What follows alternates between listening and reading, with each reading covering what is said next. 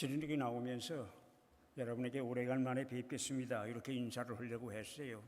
그런데 실상 그 인사 말씀은 어울리지 않는 것 같습니다. 그래서 그냥 안녕하셨습니까 이렇게 인사를 드리겠습니다.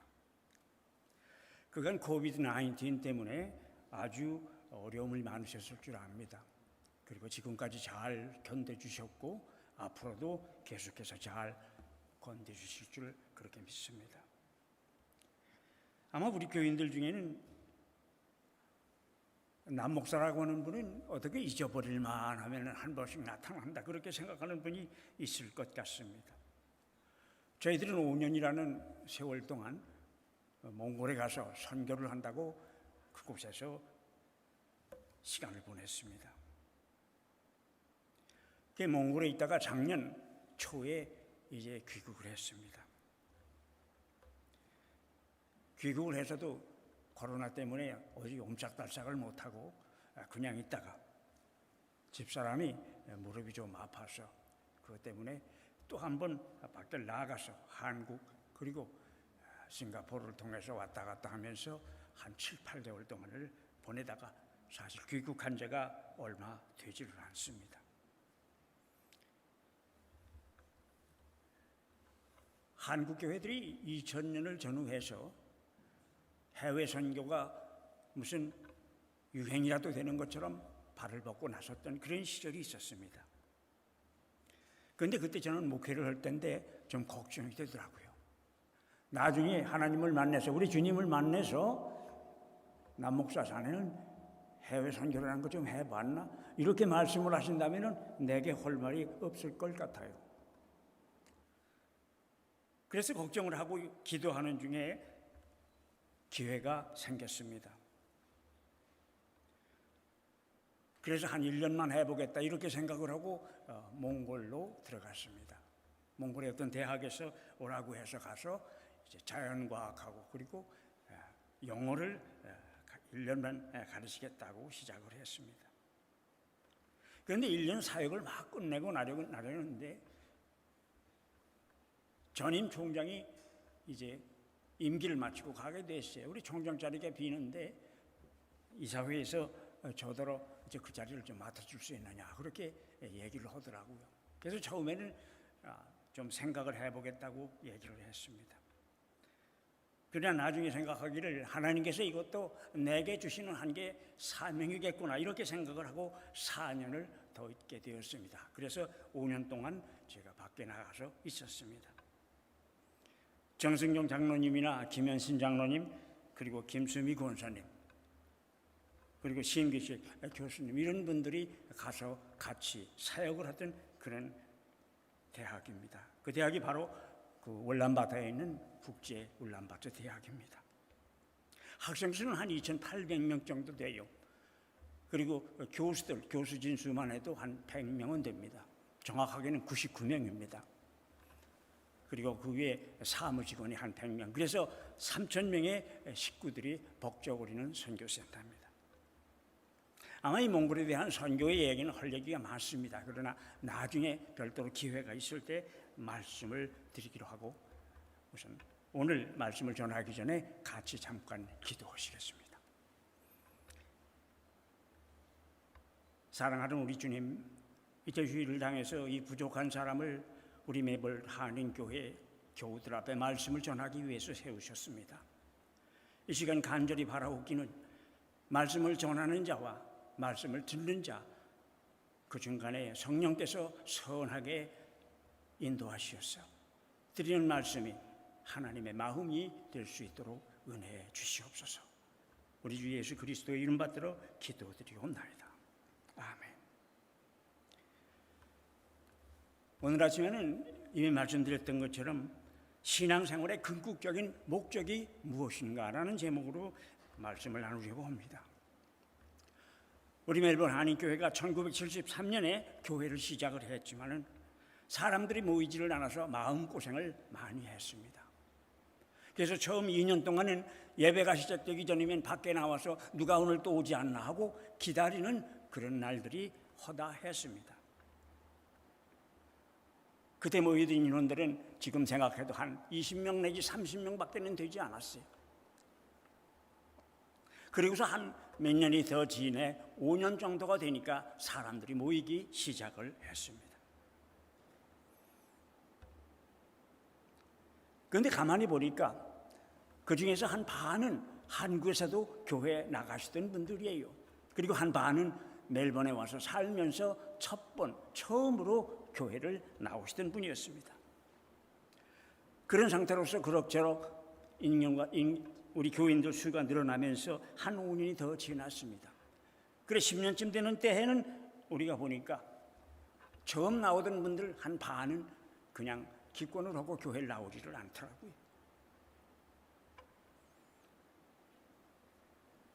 그래서 한번 생각을 해봤습니다. 이분들이 왜 교회를 나왔을까? 교회 나온 가장 큰 목적이 무엇이었을까? 라고 하는 생각을 해보았습니다. 뭐 그런 얘기를 할 수가 있겠죠. 이민론이 뭐 갑자기 하나님께서 너 교회 나가라 그래서 내가 나왔다. 뭐 그런 얘기도 할 수가 있겠죠. 그러나 실질적으로 우리가 세 가지를 생각해 보았습니다. 첫 번째는 5일 동안 주중에 사회생활을 하면서 반벙어리로서 외로웠던 마음을 달래기 위해서입니다. 그래서 교회 나오면은 식사 시간에 그 홀에 들어가면은 옆에 사람하고 얘기를 해도 들을 수가 없어요. 하도 시끄러워서. 그저 일주일 내내 못한 얘기 그저 한국말로다가 와서 그저 어짓거리 대끼니까 그래도 그게 좋더라고요. 두 번째는 아마 그들이 생활 정보를 얻기 위해서 나왔다 그렇게 생각을 했어요. 나오면은 일하는 자기들 직장이 있고 거기에서 사람을 구하고 뭐 그런 것들, 그리고 사업을 하면 어떤 사업을 하는 게 좋겠다 뭐 이런 얘기들을 나누는 게 아마 가장 중요한 일이었던 것 같습니다. 그리고 세 번째로 하나만 더 얘기를 한다면은 아이들이 여기 와서 살면서 한국 애들하고 좀 섞여야 될 텐데, 그리고 한국말도 좀 해야 될 텐데 어떻게 하면 좋을까? 교회를 나가면 되겠다. 이렇게 해서 아이들 때문에 교회를 나오는 사람들이 많았습니다. 그런데 제가 오늘 여러분에게 묻고 싶습니다. 여러분은 어떻게 아직까지 교회에 계십니까? 내가 이렇게 물으면 아마 어떤 분은 섭섭해하시고 화내실지도 모르겠어요. 내가 어떻게 열심히 지금까지 예수를 믿었는데 목사님이 나한테 그런 얘기를 하시는가? 그래도 제가 한 번 더 묻습니다. 신앙생활의 궁극적인 목적이 무엇이냐고요? 그 해답은 오늘 설교 제목으로 드렸던 내가 누구인가를 찾는 일입니다. 그것이 우리가 진정 예수를 믿는 목적이라가 이렇게 생각할 수가 있을 것입니다. 그러면 나를 찾는다고 하는 것은 무슨 뜻이에요? 뭐 내가 알츠하이머라도 걸려서 내 이름도 잊어버리고 내가 어디 사는지도 모르고 내 식구들의 이름도 모르고 그래서 길거리를 헤맨단 말입니까? 그거는 아니죠. 나를 향하신 하나님의 뜻을 찾는 것입니다. 그게 바로 나를 찾는 거예요. 그거를 못하고 교회에 그냥 들락날락하면서 평생을 보내다가 가면은 아무것도 아니에요. 그래서 오늘 아침에는 요셉의 이야기를 통해서 우리들을 향하신 하나님의 생각을 살펴보려고 합니다. 오늘 본문에 나오는 요셉의 이야기는 우리가 너무나 잘 아는 이야기이기 때문에 제가 다시 반복해서 말씀드리진 않겠습니다. 요셉 생을 전체적으로 돌아보면 그는 파란만장한 생을 산 사람입니다. 어려서는 아버지의 귀한 아들로 귀여움을 받으면서 자랐지만은 형들의 시기로 기구한 운명을 맞이하게 되었던 사람입니다. 아마 세상에 요셉처럼 되고 싶은 사람은 수없이 많을 겁니다. 그리고 어머니 아버지들 가운데서도 내 자식이 요셉처럼 되었으면 하고 바라는 분들도 많을 줄 압니다. 그러나 요셉처럼 살고 싶은 사람은 그리 많지 않을 것으로 생각이 됩니다. 요셉의 이야기는 오늘 봉독하는 것처럼 창세기 37장에서부터 시작이 됩니다. 그래서 그 요셉의 이야기가 창세기가 끝나는 50장까지 계속이 됩니다. 다시 말하면 14챕터를 통해서 창세기는 요셉의 이야기로 계속하고 있습니다. 창세기 거의 30%에 해당되는 지면입니다. 여기에는 눈물 나는 이야기, 아슬아슬한 이야기, 통쾌한 이야기, 놀라운 이야기, 이런 이야기들이 많습니다. 그래서 주일학교 선생님들이 자주 이용하는 그런 이야기입니다. 그러면 창세기를 쓴 사람이 이 14챕터에 되는 긴 이야기를 그저 재미있으라고도 자기 책에다 넣었을까? 자기 책의 3분의 1을 할애하면서 거기다 넣었을까 하는 생각을 할 때에 고개가 옆으로 흔들어집니다. 여기 나타나는 요셉의 이야기는 한마디로 요약을 한다면은 요셉이 스스로를 발견한 문부립이었습니다.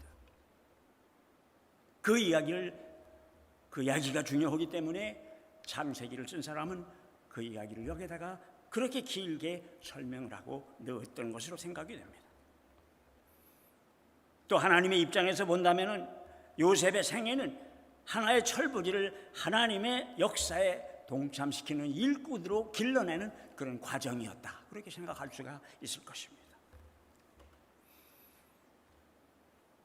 또한 요셉의 이야기는 우리에게 우리의 사회적인 위치나 우리가 가지고 있는 것, 그리고 우리의 지식 이런 것들이 나를 발견하는 데 큰 도움이 되지 못한다는 이야기를 하고 있는지도 모르겠습니다. 마가복음 10장을 보면은 밤중에 예수님을 찾아온 한 젊은이의 이야기가 나옵니다. 그 젊은이는 집에 돈이 좀 있는 사람이었습니다. 그리고 사회적인 위치도 어느 정도 가지고 있는 사람이었습니다. 그 사람이 예수님을 찾아와서 묻습니다. 선생님, 내가 어떻게 해야 영생을 얻겠습니까? 그럴 때 예수님께서는 너 이름이 뭐냐, 너의 아버지 이름이 뭐냐, 내가 지금 하고 있는 게 뭐냐, 이런 거 물어보지 않으셨어요. 예수님께서는 단도직입적으로 말씀하십니다. 내게 있는 것을 모두 팔아라. 그리고 너 남을 주고 나를 따르라.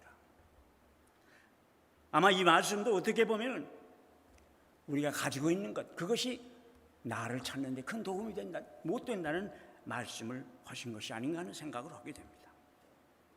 어떤 때는 재물이 나를 찾는 데 오히려 방해물이 될 수도 있습니다. 그러면 나를 찾는다는 건 도대체 무엇이냐? 나를 향하신 하나님의 계획을 다시 한번 발견하는 겁니다. 사람이 성숙하는 과정은 그리 쉽지 않습니다. 그리고 거기에 성공한 사람일수록 그들이 자기를 찾았던 과정은 어려웠습니다. 요셉도 그런 어려운 과정을 통하여서 성숙한 사람입니다. 요셉의 이야기를 통하여서 우리는 하나님은 우리에게 문제점이나 어려움이 있을 때 우리가 하나님 이거 해주세요라고 기도할 때 오셔가지고 그저 해주고 가시는 그런 슈퍼맨 같은 분은 아니라는 걸 기억하시기 바랍니다. 하나님께서는 우리와 늘 같이 계세요. 떠나지 않으십니다. 우리 속에 늘 같이 계시는 걸 잊지 말아주시기 바랍니다.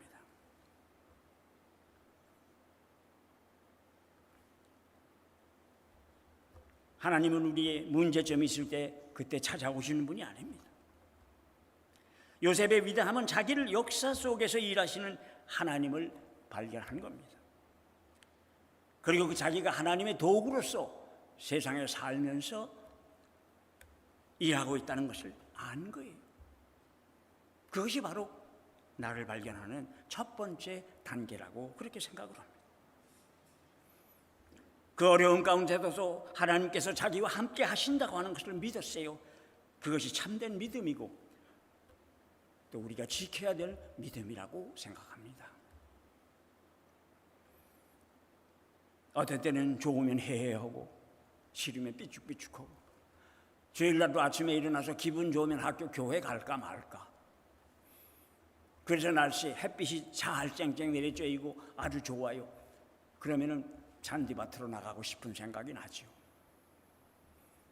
무슨 양입니까? 왜 잔디밭을 가요?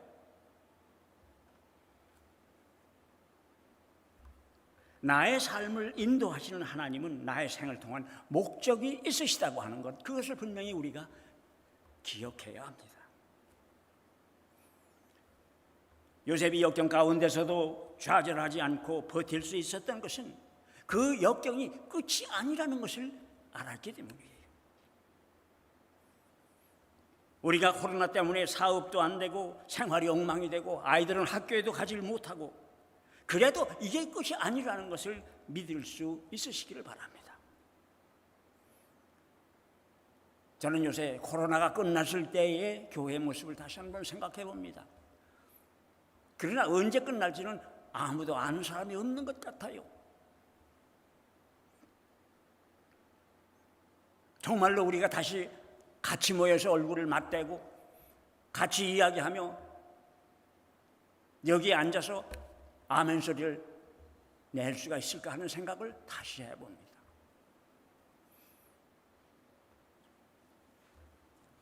이것이 끝이 아니에요. 언제인지는 저도 모르고 여러분도 모르십니다. 그러나 이것은 끝이 아닙니다. 어떤 때는 그런 생각을 해요.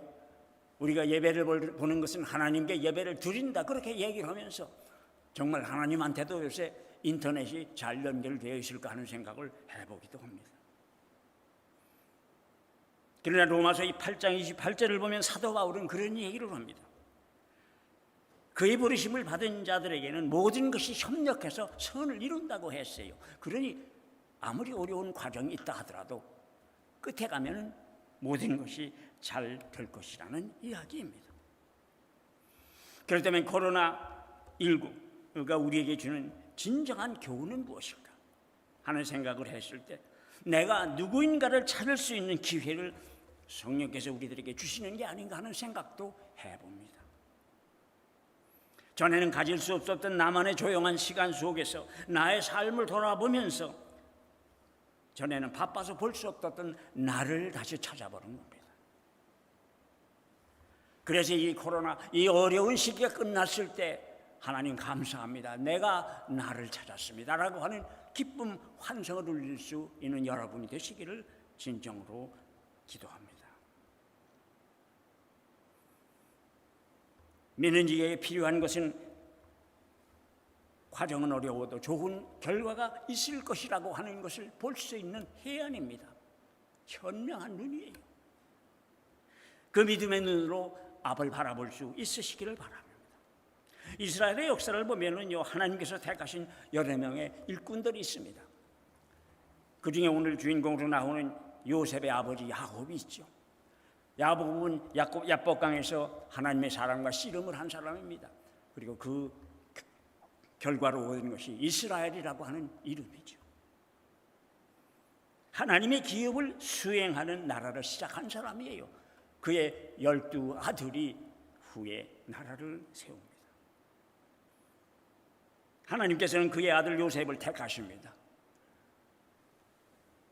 요셉이 맡았던 일은 이스라엘 자손을 구출하고 한 곳에 모아서 하나님이 선택한 이스라엘 민족이 나라를 세울 수 있는 기반을 튼튼히 하는 거예요. 그것이 요셉이 맡았던 임무였습니다. 만약에 요셉이 미리 이집트에 가서 있지 않았고 흉년이 없어가지고 그 형제들이, 그 모든 가족이 이집트로 이주를 하지 않았더라면 아마 그 어려운 7년 동안의 기근, 그것을 당했을 때 12 아들은 뿔뿔이 흩어져서 식량을 구했을 겁니다.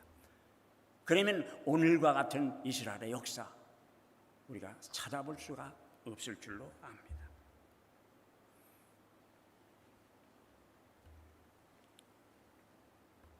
그리고 430년이 흐릅니다. 430년 동안 이스라엘들, 야곱의 자손들은 이집트에서 종으로서 고생을 합니다. 그때 하나님께서는 모세를 부르십니다. 모세는 그 당시에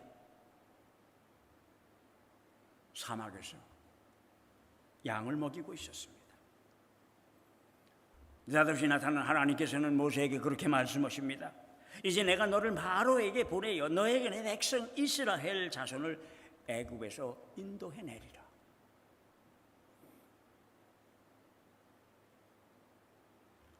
모세가 맡은 임무는 이스라엘 민족을 이집트로부터 구해내서 요단강 동편까지 인도하는 것이었습니다. 그리고 거기서 죽습니다. 사실 이집트에서 가나안까지 가려면 40일도 걸리지 않는다고 그래요. 아무리 걸어서 가고 아무리 애들이 같이 가더라도. 그러나 거기에는 하나님의 오묘한 뜻이 있으셔서 40년이라는 긴 세월이 걸렸습니다. 그리고 모세가 죽자 하나님께서는 여호수아에게 나타나십니다. 그리고 말씀하시기를 내 종 모세가 이제 죽었으니 이제 너는 이 모든 백성들과 더불어 일어나라. 그리고 이돈강을 건너서 내가 이스라엘 자손에게 주는 땅으로 가라. 약속한 젖과 꿀이 끓는 땅이 아니에요. 그리고 내가 줄 땅이 아니에요. 내가 주는 땅으로 가라고 하셨어요. 그것이 바로 여호수아가 맡은 임무였습니다. 그리고는 450년의 사사시대가 계속됩니다.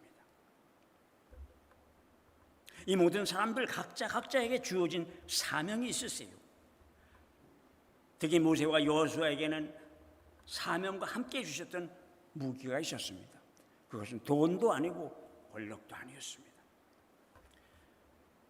내가 정녕 너와 함께 하리라 라고 하는 약속이었습니다. 그리고 그 후에 여호수아에게 준 약속도 너의 평생에 너를 능히 당할 자가 없으리니 내가 모세와 함께 있었던 것처럼 너와도 함께 하겠다. 그 약속이 아직 우리와도 유효합니다. 요셉은 사슬의 노예로 끌려갈 때에도 그가 감옥에 갇혀 있을 때에도 하나님은 그와 함께 하셨습니다. 우리가 코로나 바이러스와 외롭고 힘겨운 싸움을 하고 있을 때에도 하나님은 우리와 함께 하십니다. 그것을 잊지 말아주시기를 바랍니다. 우리 하나님께서는 우리의 미래의 비전을 주시고 그 비전을 이룩할 수 있는 지혜도 같이 허락해 주십니다. 요셉은 억울한 누명을 쓰고 감옥에 있을 때 아버지의 총애를 받던 그때를 그리워하며 지내지 않았습니다. 왜냐할 것 같으면 새로운 내일은 하나님이 인도하신다는 확신을 가지고 있었기 때문입니다. 그는 과거의 하나님뿐만이 아니라 미래에 닥칠 하나님도 믿고 있었습니다. 이것이 믿는 사람의 참된 모습이 아닌가 하는 생각을 하게 됩니다. 하나님은 항상 나와 함께 하신다. 왜? 나의 삶은 하나님의 원대한 계획의 일부로 되어 있다고 하는 것을 우리가 믿기 때문입니다. 여러분들 그것을 믿으시기 바랍니다. 그리고는 이 어려운 역경을 헤쳐나갈 수 있으시길 바랍니다. 옛 성현들은 말하기를 인생은 여정이라고 했습니다. 믿는 사람들의 여정은 무엇입니까? 자기를 발견하는 과정이라고 우리는 생각을 합니다. 한 걸음 더 나아가서 하나님의 계획 속에 있는 나를 발견하는 과정이에요. 그것을 우리가 인생 여정이다 그렇게 생각할 수 있지 않을까 하는 생각을 합니다. 그래서 아마 옛 성현들이 말하기를 사람은 철들다 죽는다는 얘기를 했는지도 모르겠다는 생각을 합니다. 그래도 한 가지 다행일 것은 죽기 전에 철드는 사람은 그래도 복 있는 사람입니다. 같이 기도하시겠습니다. 하나님, 이 시간에 저희들이 요셉의 생활을 잠깐 돌아보면서 우리가 세상을 어떻게 살아야 될 것인가를 다시 한번 생각해 보았습니다. 주님, 간절히 바라오기는 이 어려운 코로나 바이러스가 창궐하는 시기에 그저 소침하지 않고 앞을 바라보면서 나 자신을 찾을 수 있는 귀한 기회가 될 수 있도록 인도해 주시옵소서. 그리고 믿음의 힘으로 이 역경을 견뎌나갈 수 있는 우리 멜번 한인교회 교인들이 되기를 간절히 바라면서 우리 주 예수 그리스도의 이름 받들어 기도드리옵나이다.